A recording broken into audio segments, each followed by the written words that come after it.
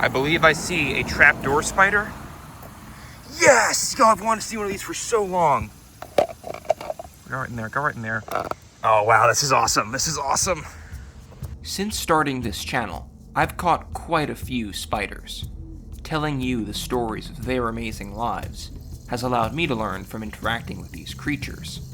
I've featured orb weavers, fishing spiders, and wolf spiders, each one stranger than the last. But today, I've found a weirder, more fascinating spider than any I've encountered before. So I was just riding my bike, I'm on a path right now, and I saw a big spider crossing. It's a trapdoor spider. This is so cool. I've wanted to see one of these, forever. I've just discovered a true legend of nature, a trapdoor spider.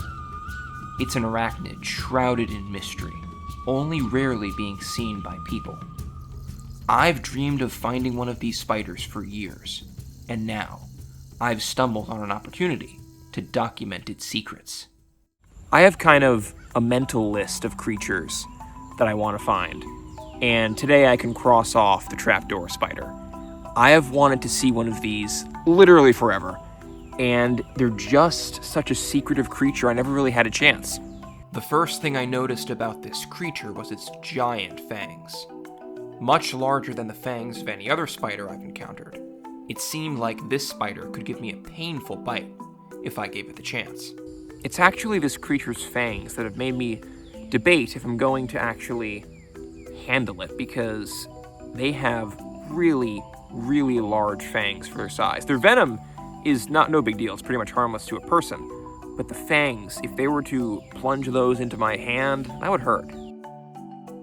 Now this is a male trapdoor spider, which makes sense because the females almost never leave their burrows. However, occasionally males will come out to actually look for females during breeding season.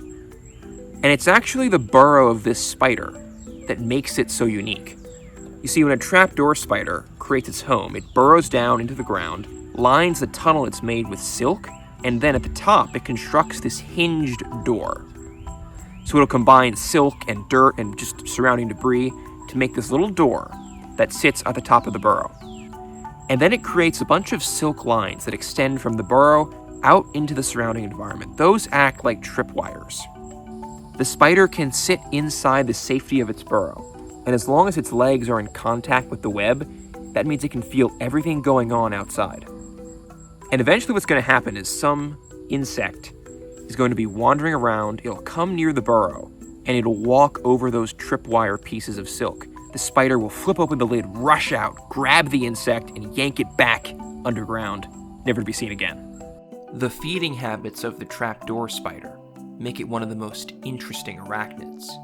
But it's not the only reason this creature fascinates me. One of the strangest things about it is the group of spiders it belongs to. Now, one of the reasons that this is such an exciting find for me is that not only is this a new type of spider that I've never seen, this is a representative of an entirely new spider group. Now, most spiders that you're going to see, in fact, most spiders in the world, belong to a spider group called the Oraniomorphs. Most common spiders, wolf spiders, orb weavers, jumping spiders, they're all Oraniomorphs. The trapdoor spider is a Megalomorph. Megalomorphs include the tarantulas, the purse web spiders, and the trapdoor spiders. Megalomorphs are a far more primitive group than their Oraniomorph counterparts. They're quite ancient, with the oldest members living all the way back in the Cretaceous period. These older, less evolved spiders are much stranger than the more common spiders I see normally. Some of the differences between a Megalomorph spider and an Oraniomorph spider are that the Megalomorphs have 2 pairs of book lungs that they breathe through, and more visibly, they have differently shaped fangs. Oraniomorph fangs hinge sideways, so the fangs sort of pinch like this.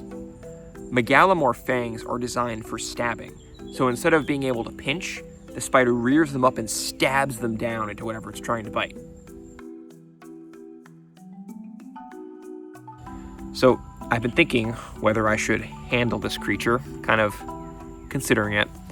I think I'm going to try it, at least for a little bit, because this is the first trapdoor spider I've ever found. Could easily be the last one. These are rare creatures. I don't think it will bite me. I can't be sure.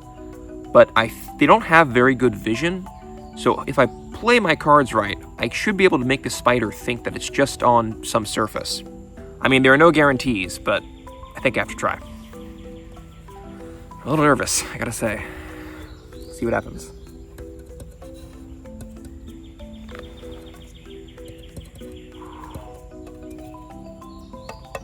Slide it out.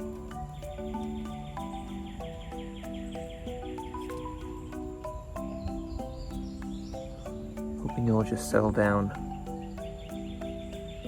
on my hand. Oh, it's moving, it's moving. Oh, that is so cool. That is a truly awesome spider.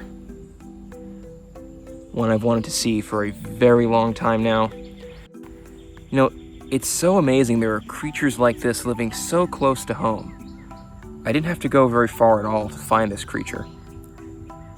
It was on a sidewalk by my house. Handling the trapdoor spider reminded me that even the strangest, creepiest creatures generally have no intent to harm us. Even though I've captured this spider and placed it in my hand, it showed no aggression, and I never felt I was in danger of being bitten. Alright, I did it. I handled a trapdoor spider. The mission is accomplished. Put him back in his container. There we go. This was an amazing wildlife encounter, but it wasn't the only one I've had recently. Check out my last video where I found a venomous snake in my backyard. I hope you enjoyed that adventure, and I'll see you next time on Nature Tales.